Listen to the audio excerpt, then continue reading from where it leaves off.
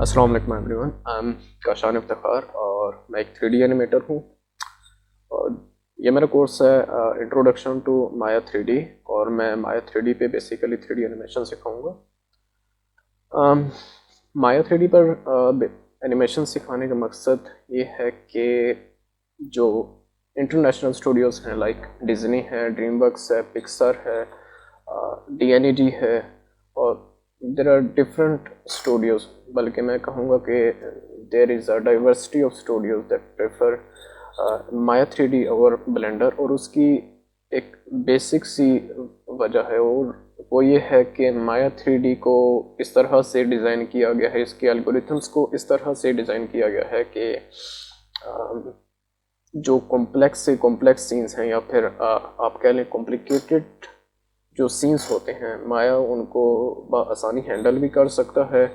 और वहाँ पर जो ऑप्टिमाइजेशन की जब बात आती है तो वो खुद ऑप्टिमाइज भी कर सकता है। और अगर वहाँ पर किसी किस्म का कोई एरर आ जाता है, definitely there are lot of errors, क्योंकि हमने पाइथन भी यूज़ करनी होती है और इसकी अपनी आप कह लें कि एक स्क्रिप्टिंग लैंग्वेज है मेल नाम से, तो हमने वो भी यूज़ करनी होती है। तो माया के अंदर इतनी एफिशिएंसी है कि ये खुद से एरर्स को रिजॉल्व करता रहता है मोस्ट ऑफ द केसेस।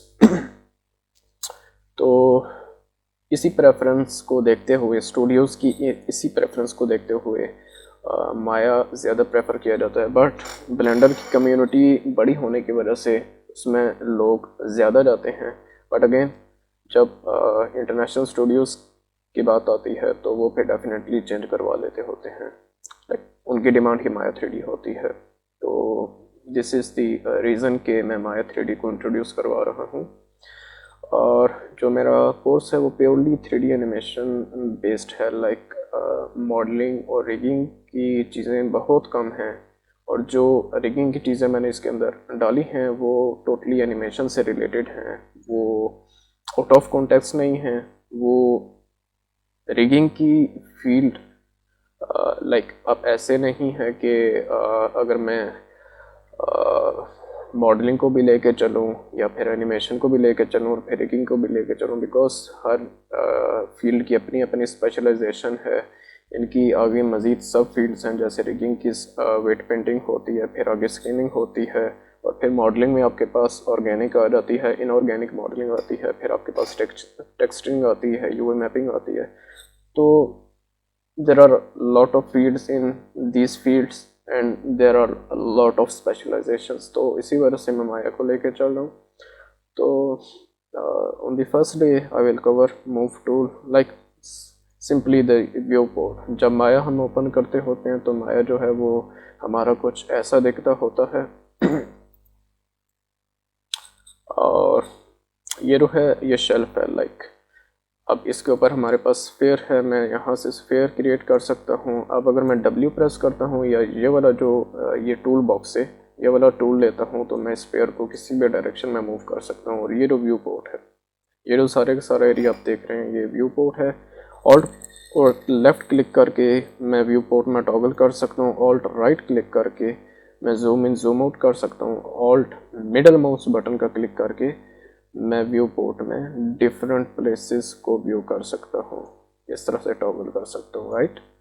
और इसी तरह से हमारे पास रोटेट टूल आता है। रोटेट टूल बेसिकली स्फीयर को रोटेट करता होता है, not only sphere but different objects. अब ये रोटेट टूल लिया, मैं अब इस डायनासोर के इस हिप वाले पार्ट को रोटेट कर रहा हूँ। अब मैं इस तरह से जेड डायरेक्शन में भी इसे कर सकता हूँ। And then we have Y direction, then we have X direction. और फिर इसी तरह से मैं इसको स्केल भी कर सकता हूँ, स्केल लाइक साइज़ को छोटा करना, बड़ा करना।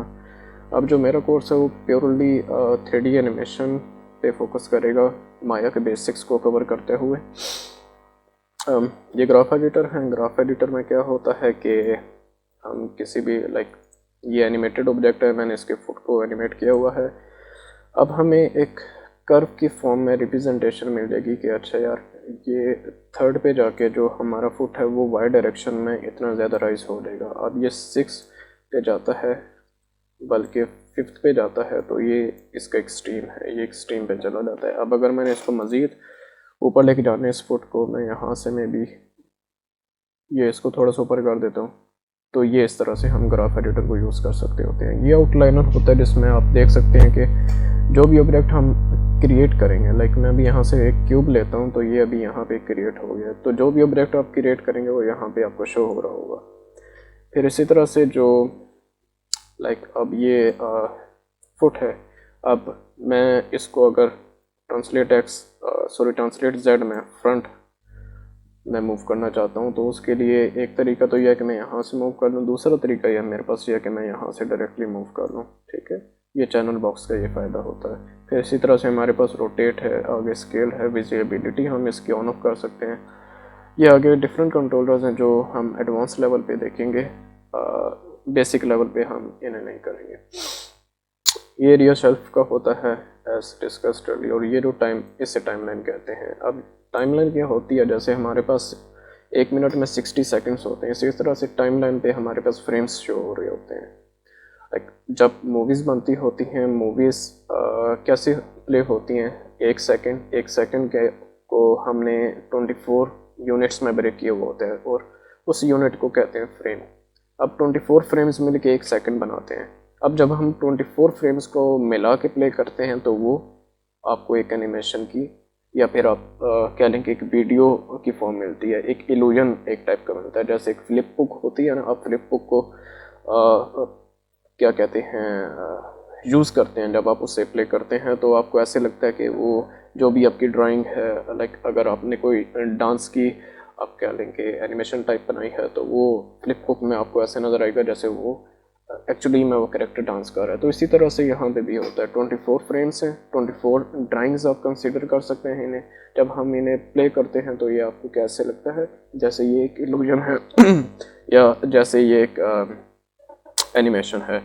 तो ये आपके पास आ जाती है माया की स्क्रिप्टिंग लैंग्वेज। लाइक अब हम यहाँ पर पाइथन भी यूज़ कर सकते हैं, मेल भी यूज़ कर सकते हैं, डिफरेंट पाइथन की स्क्रिप्ट्स हमारे पास अवेलेबल होती हैं, हम वो यूज़ कर सकते हैं। और फिर से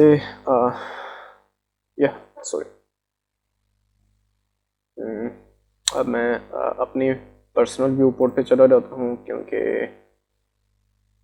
नॉट दिस वन में भी ठीक है। अच्छा, नेक्स्ट हमारा आ जाता है, ये बेसिकली छोटे छोटे हमने चीज़ें इंट्रोड्यूस करवानी है, लाइक मॉडलिंग की, ताकि इतना हो जाए कि बाद में किसी भी किस्म की मामूली सी मॉडलिंग करनी पड़े, अपने डेमो रील को या शो रील को, अपने पोर्टफोलियो को बिल्ड करने के लिए अगर थोड़ी सी मॉडलिंग करनी पड़े, तो इतना नॉलेज हो कि हम मॉडलिंग किस तरह कर सकते हैं, कीज़ को किस तरह सेट करते होते हैं, timeline settings as discussed earlier. और फिर इसी तरह से हमारे पास क्वेश्चन स्टेच प्रिंसिपल्स हैं बेसिकली। अब अगर मैं आपको दिखाऊं क्वेश्चन स्टेच में भी ओवर हियर। अच्छा, अब अगर आप देखें स्क्वॉश मीन के कंप्रेस हो जाना, ठीक है, जब बॉल होती है हमारे पास, तो बॉल को जब हम इस तरह से दबाते होते हैं तो वो कंप्रेस हो जाती है, यानी कि वो दब जाती है। वो जो कंप्रेशन का सारा क्या कहते हैं, जो भी है उसका वो सारा प्रोसेस है, उसको हम स्क्वॉश कहते हैं। और स्ट्रेच, रबर बैंड को जब हम स्ट्रेच करते हैं तो वो स्ट्रेच हो जाता है। तो अब वॉल्यूम की प्रेजेंटेशन के लिए, लाइक बॉडीज़ में एनिमल है चाहे वो कोई इंसान है, हम वॉल्यूम की प्रिजर्वेशन के लिए इस क्वेश्चन स्टेच की फीलिंग ऐड करते होते हैं। फिर आगे हमने एसिमेट्रीज डाली होती हैं। लाइक अब ये एक रन साइकिल है हॉर्स की। अब ये मैंने वही फ्रेम्स वाला काम किया हुआ है कि हमने फ्रेम्स को एनिमेट करना होता है। अब यहाँ पे अगर आप नोट करें, इसका जो चेस्ट है वो भी स्ट्रेच हो रहा है, और उसके बाद बैक लेग्स और जो फ्रंट लेग्स हैं वो भी स्ट्रेच हो रही हैं। और उसकी बेसिक वजह यह है कि डेफिनेटली जो इसके सारे मसल्स हैं वो एक दूसरे को पुल करते हैं, खींचते हैं, और इसी वजह से स्ट्रेच होता है। और देन जब वेट शिफ्ट की बात आती है तो अब यहाँ पर इस पोज पे अगर आप नोट करें तो फ्रंट लेग्स का जो वेट है वो थोड़ा सा इसकी तरफ पुश कर रहा है, बैक की तरफ। इस वजह से ये जो इसकी बॉडी है, जो इसका चेस्ट वाला एरिया है, ये सारे के सारे आपको स्क्वाश हो नज़र आ रहा है। तो ये स्क्वाश एंड स्ट्रेच होता है। बट बेसिक लेवल पे हम करेंगे, बॉल को स्क्वाश एंड स्ट्रेच करेंगे, और इतनी ज़्यादा डेप्थ में, इतने ज़्यादा एडवांस लेवल पे हम नहीं जा सकते हैं, क्योंकि इसके लिए बहुत सारी डेडिकेशन, बहुत सारी कंसिस्टेंसी चाहिए होती है, 4 से 5 साल। Yes. Then we have straight ahead action, pose to pose action. Straight ahead action आपके पास होता है, अगर मैं जैसे फ्लिप बुक की आपको प्रीवियसली एग्जांपल दी थी, अगर मैं वंस पे एनिमेट करना शुरू कर दूं, पहले वन को एनिमेट करूं जैसे 2D एनिमेशन में होता है, फिर दूसरी ड्राइंग बनाऊं, फिर तीसरी बनाऊं, फिर चौथी बनाऊं, फिर पांचवी, ये जो 1 बाय 1 सारी ड्राइंग्स हमने बनानी होती हैं, जैसे फ्लिप बुक में होता है, या फिर आप कह रहे हैं 2D एनिमेटर्स इस अप्रोच को ज़्यादा कंसिडर करते हैं। तो ये सारी की सारी जो वंस पे एनिमेट करना होता है, इस सब को क्या कहते हैं, ये सब को कहते हैं कि स्ट्रेट अहेड एक्शन। अब ये मैंने एक की पोज बना दिया है यहाँ पे, फर्स्ट पे ये जो आप रेड कलर का देख रहे हैं, और उसके बाद 9th पे की फ्रेम लगाया है, ठीक है, ये की पोज बनाया है। अब जितने दरमियान के जो पोजेज हैं वो माया का एल्गोरिथम खुद बनाकर प्ले करेगा। अब ये जो अप्रोच होती है इसे हम पोज टू पोज कहते होते हैं। देन मैं इतना ज़्यादा इन डेप्थ नहीं जाऊँगा, क्योंकि there is a lot to do with this, right. So ये आई के और एफ के बहुत ही ज़्यादा इम्पोर्टेंट चीज़ें हैं, इनको मैं कवर कर लेता हूँ। अच्छा, अब आई के आपके पास कुछ ऐसे होता है कि इस कंट्रोलर को मैंने सेलेक्ट किया। अब ये मेरे पास जो क्रिएचर है, अब अगर मैं इसको ऊपर करता हूँ, लाइक ऊपर की तरफ मूव करता हूँ, तो ये जो आप माया का एल्गोरिथम जो ये सारी की सारी कैलकुलेशंस कर रहा है खुद से, कि इसकी जो ये वाला जो एरिया है जिस पे मेरा इस वक्त कर्सर है, ये किस वक्त कहाँ पर होगा, तो ये जो सारी कैलकुलेशंस जो होती है ना माया करता है, ये आई के होता है, इसे आई के कहते हैं। और एफ के मैं आपको अभी बनाकर दिखा देता हूँ। यहाँ से मैं आ जाता हूँ स्केलेटन पर, देन कैन क्रिएट जॉइंट्स, और अब ये एफ के है। एफ के में क्या होता है कि ये जो इसका पेरेंट जॉइंट है, ये अपने दोनों चिल्ड्रन को कंट्रोल कर रहा है। अब अगर ये पेरेंट है, ये इसका चिल्ड्रन है, अगर मैं इसको रोटेट करूँगा तो वो नीचे वाले को कंट्रोल करेगा। अब अगर ये चिल्ड्रन को मैं रोटेट करता हूँ तो इसका पेरेंट्स पे कोई इफेक्ट नहीं होगा, ये एफ के में। एफ के का इस्तेमाल अब हम वहाँ पर करते होते हैं जहाँ पर हमने किसी ऑब्जेक्ट के साथ इंटरेक्ट ना करना हो। अब इसने डेफिनेटली वॉक करना है, नीचे ग्राउंड है और उसके साथ उसने इंटरेक्ट करना है, तो इस वजह से हम यहाँ पे आई के यूज़ करेंगे। बट अब ये एफ के है और इसने इंटरेक्ट नहीं करना है। लाइक अगर हम वॉक कर रहे हैं तो वॉक में हमारी जो आर्म्स होती हैं उन्होंने किसी चीज़ के साथ इंटरेक्ट नहीं करना होता है, वो रोटेट कर रही होती हैं, तो वहाँ पे हम एफ के का यूज़ करते होते हैं। और एफ के का सबसे बड़ा फ़ायदा ये होता है कि इसमें कर्व्स जो होते हैं वो हमें बहुत ज़्यादा स्मूथ मिलते हैं। अब अगर मैं यहाँ पे की लगाता हूँ, उसके बाद मे बी मैं इसको कुछ इधर मूव कर देता हूँ और 10th पे जाता हूँ, मैं इसको मे बी कुछ इधर मूव कर देता हूँ और इस की को मैं यहाँ पर कॉपी कर देता हूँ। अब अगर मैं ये प्ले करूँगा तो अब इसका आप कर्व देख सकते हैं, और इसको मैं ऐसे करता हूँ, आई के हैंडल बना देता हूँ, राइट। अब वही काम मैं इसके साथ भी करूँगा। अब इसको मैं भी 10 पे चला जाता हूँ और इसको मैं इधर ले आता हूँ। अब आप ये देख सकते हैं कि ये किस तरह से, ये जो इसका जॉइंट है ना, इसकी क्या कंडीशन है। अब मैं 10 पे जाता हूँ और 10 पे मैं इसे कुछ इधर कर देता हूँ, 20 पे इसको मैं कॉपी करता हूँ, 20 पे कॉपी एंड पेस्ट। अब अगर आप देखें, राइट, 10 पे में भी मुझे इसे इधर ले आना चाहिए था। यस। अब अगर इन दोनों के कर्व्स को हम देख लेते हैं, यहाँ से एनिमेशन पे जाते हैं, विजुअलाइज पे जाके क्रिएट एडिटेबल मोशन ट्रेल। अच्छा जी, अब अगर आप ये नोट करें, यहाँ से कर्व इसमें सबसे ज़्यादा स्मूथ किसका है? कर्व इसमें स्मूथ है FK का, दिस वन, राइट। तो इस वजह से हम FK का ज़्यादा यूज़ करते होते हैं और प्रेफर भी इसी को किया जाता है, क्योंकि इसके कर्व्स ज़्यादा स्मूथ होते हैं। और ये किस प्रिंसिपल को फुलफ़िल करता है? ये हमारे पास आर्क्स के प्रिंसिपल को फुलफ़िल करता है। अब ये तमाम जो प्रिंसिपल हैं ये बेसिक लेवल पर होते हैं। हमने जो इंटरमीडिएट लेवल पे बच्चों को लेके जाते हैं, वहाँ पर हमने बच्चों को सिखाना होता है कि वेट बैलेंसिंग किस तरह करते हैं, वेट शिफ्ट्स कैसे करते हैं। अब यहाँ पर जो मैंने ये कोर्स डाला हुआ है, अच्छा ये रेफरेंसिंग का, इसमें अब हमने बताना होता है कि वेट शिफ्ट किस तरह करते हैं, वेट ये जिस तरह से रन साइकिल में किस तरह करना है, इसी तरह से फिर प्रोग्रेसिव किस तरह से बनाना है। अब अगर मैं यहाँ पर आपको दिखाऊं तो यहाँ पर इसकी जो हिप्स का वेट है, अब अगर आप नोट करें तो हिप्स जो हैं वो इसकी इस डायरेक्शन में जा रही हैं और जो वेट है वो इसका इस डायरेक्शन में जा रहा है। और फिर इसी तरह से जब वेट जब इसका इस लेग पर आ जाता है तो तब क्या होगा कि सॉरी या तब इसका वेट उस पर इस डायरेक्शन में आएगा। जब इसका वेट इस लेग पर होगा तब जाके इसका वेट इस तरफ शिफ्ट हो जाएगा। तो हमने इस तरफ मूव करना होगा बॉडी को। अब ये जो सारे के सारा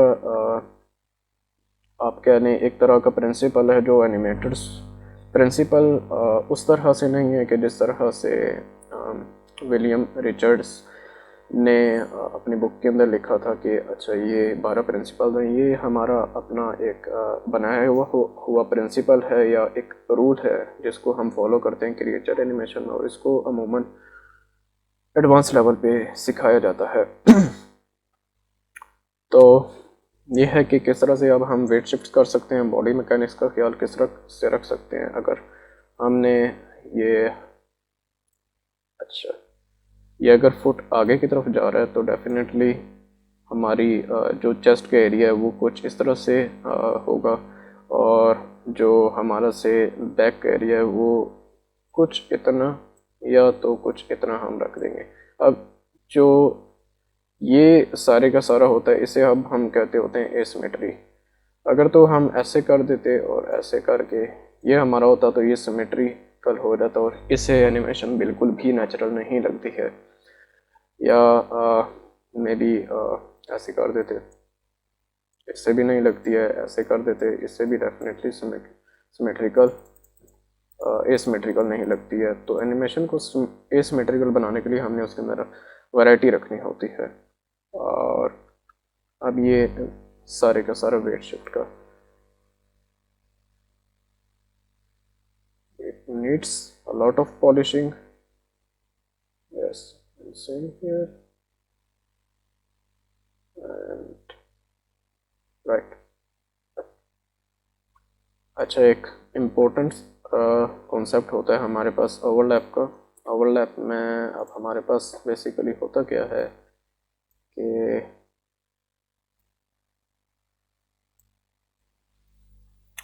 दिस वन में भी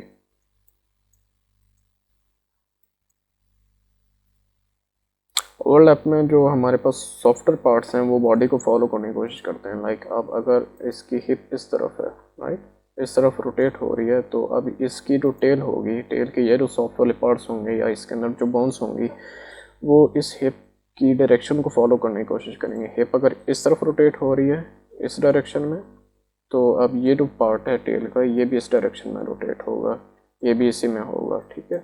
अब अगर हम इनकी टाइमिंग में डिफरेंस डाल देंगे 2 या 3 फ्रेम्स का तो ये हमें नेचुरल फील देंगे।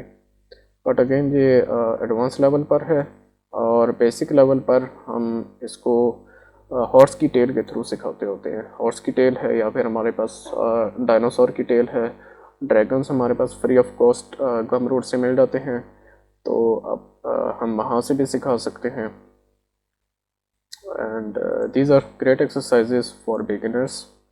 और फिर ये hammering a nail hands on practice, ये लास्ट में मैंने पारकोर जंप है, ये थोड़ा सा इंटरमीडिएट लेवल का है, क्योंकि अमूमन पाकिस्तान में जो है डिफरेंट इंस्टीट्यूट्स वो मॉडलिंग, एनिमेशन और वीडियो एडिटिंग तीनों चीज़ों को साथ लेकर चल रहे होते हैं। और उसका नुकसान ये होता है कि बच्चा किसी में भी स्पेशलाइजेशन हासिल नहीं कर पाता है। तो उस चीज़ से बचने के लिए मैंने प्योरली एनिमेशन ही को टारगेट किया है, और इसीलिए इंटरमीडिएट लेवल के जो कोर्सेज हैं, लाइक ये जो एनिमेशन का कोर्स है ये बेसिक से शुरू होता है और आखिर में इसमें कुछ इंटरमीडिएट की एक्सरसाइजेस हैं, जैसे कि रेफरेंस स्टडिंग हम कैसे करते होते हैं, और फिर हमारे पास जो पार्कोर जंप है ये बच्चा या जो हमारा स्टूडेंट है वो इतना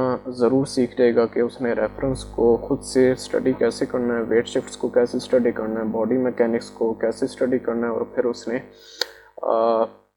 जो एनिमेशन वो बना रहा है उसके अंदर कैसे उसने अप्लाई करना है। फिर इसी तरह से क्रिटिसाइजिंग, बिकॉज जो पार्कोर है या इस तरह की एक्सरसाइजेस होती हैं, these exercises often take days and maybe months. अगर ये ज़्यादा लंबी हैं तो ये जो एक्सरसाइजेस हैं पार्कोर जंप, इनको इंट्रोड्यूस करवाने का मकसद ये है कि बच्चों की बॉडी मैकेनिक्स जो हैं वो ठीक हो रहे हैं। जैसे ये क्रिएचर एनिमेशन है, one of the most difficult fields in 3D animation, बल्कि इसी को मोस्ट डिफ़िकल्ट फील्ड कंसिडर किया जाता है। तो अब ये अगर आप देखें तो यहाँ पर बॉडी मैकेनिक्स का वो फील्ड आएगी कि अगर चेस्ट यहाँ पे फॉर इंस्टेंस यहाँ पे इस डायरेक्शन में मूव कर रहा है, तो जो इसकी हिप्स हैं उनका वेट, हिप्स का जो वेट होगा वो कुछ उस तरफ चला जाएगा, ठीक है। तो इसी तरह से जो हेड है उनका वेट भी मे बी कुछ इधर ही जाएगा, लेकिन कुछ ऑफसेट के साथ। तो ये जो सारी की सारी चीज़ें होती हैं बॉडी मैकेनिक्स में। अब ये जो टेल की एनिमेशन है, ये बिहेवियर को हमने एनिमल के अंदर डालना, ये this is one of the most complex task in creature animation, और जो बिहेवियर है उसी को डालने के लिए मैंने पार्कोर जंप भी डाला है। फिर इसी तरह से फेशियल पोजिंग और आई ब्लिंक की एनिमेशन में भी होनी चाहिए, राइट। तो इसी तरह से हमारे पास ये posing with body mechanics students को मैं क्लास में टास्क दूंगा कि किस तरह से वो या तो इंटरनेट से पोजेस निकाल कर बना सकते हैं with strong line of action, with strong arcs, with strong silhouettes, और या तो अगर वो चाहें तो एक दूसरे को पोजेस बना सकते हैं। और फिर उसके बाद criticism, it has a lot to do with animation because feedback and criticism is a major part of animation। इसमें हमने बताना होता है कि कहाँ पे और कैसे आपकी एनिमेशन फ्लोटी है और किस तरह से आप टाइमिंग और स्पेसिंग को कंप्रेस कर सकते हैं या एडजस्ट कर सकते हैं। अगर मेरे पास ये एनिमेशन है, लेट्स सपोज, अब अगर मेरे पास ये एनिमेशन टोटल 23 फ्रेम्स पर एनिमेट हुई हुई है, ये हॉर्स की रन साइकिल, तो इसको मैं भी यहाँ से ऐसे सिलेक्ट कर लेता हूँ। और अगर मैं अब इसको 30 फ्रेम्स पर ले जाता हूँ या 28 पर ले जाता हूँ, तो अब ये एनिमेशन हमें ऐसे लग रही है जैसे फ्लोटी है, ठीक है। टाइमिंग में इसका डिफरेंस आ गया। अब ये जो हमारे पास फ्लोटीनेस है, टाइमिंग को एडजस्ट करना, उसके लिए criticism is a crucial part of animation. फिर एक्टिंग है, एक्टिंग ड्रामास वाली या फिर फिल्म्स वाली एक्टिंग नहीं है, ये एनिमेशन की एक्टिंग अलग होती है। अब डिपेंड करता है कि एनिमेशन मोशन कैप्चर के लिए है या फिर कार्टून एनिमेशन है या फिर मेडिकल एनिमेशन है या फिर सिंपल एक स्टोरी बोर्ड के लिए एनिमेशन आप बना रहे हैं, उसके लिए एक्टिंग कर रहे हैं, तो डिपेंड करता है। But it is a crucial part of animation. इसका फ़ायदा यह है कि इंटरमीडिएट या फिर एडवांस लेवल पर जाने वाले स्टूडेंट्स जो होंगे वो पहले से रेफरेंस स्टडिंग कर चुके होंगे और उनको मज़ीद आगे प्रॉब्लम्स वगैरह फेस नहीं करनी पड़ेंगी। लाइक पाकिस्तान में डिफरेंट इंस्टीट्यूशंस जो सिखा रहे हैं वो बेसिकली प्रिंसिपल्स ऑफ एनिमेशंस तक ही उनके कोर्सेज लिमिटेड हैं, बट मैंने थोड़ा सा, बल्कि नहीं, काफ़ी एडवांस लेवल पर इसको लेके गया हूँ, थोड़ा सा एक्सटेंड किया है मैंने इसे थ्रू रेफरेंस स्टडिंग, क्योंकि रेफरेंस स्टडिंग ये एक इम्पोर्टेंट फील्ड आप कह लें या फिर इम्पोर्टेंट एस्पेक्ट है एनिमेशन का, जो कि थोड़ा मुश्किल भी होता है, जिसकी वजह से बच्चे ना ही you can say that Pakistan में आर्टिस्ट की कमी होने की वजह से बच्चे सही से सीख नहीं पाते, या फिर आर्टिस्ट्स की अपनी स्किल्स की कमी होने की वजह से ये आर्टिस्ट उनको सिखा नहीं पाते हैं। तो anyways, then rectifying animations, floating animation, jitters, knee pops, basic जो एरर्स होते हैं बिगिनर्स के एनिमेशंस में, उन पे क्रिटिसिज्म, और फिर कंबाइनिंग ऑल एनिमेशंस। लाइक अब लास्ट में जो कोर्स के एंड पे हमारी जो आउटकम होगी वो ये होगी कि बच्चे अपनी अपनी शो रील्स तैयार कर रहे होंगे या कर चुके होंगे, ताकि वो फ़ौरन से किसी न किसी स्टूडियो में अप्लाई करना शुरू कर दें। तो ये सब है या एंड मेरा मेन फोकस जो है वो बॉडी मैकेनिक्स पर है, क्योंकि इसके बगैर जो हमारी एनिमेशन होती है एक तो अननेचुरल लगती है और दूसरा इनकम्प्लीट होती है।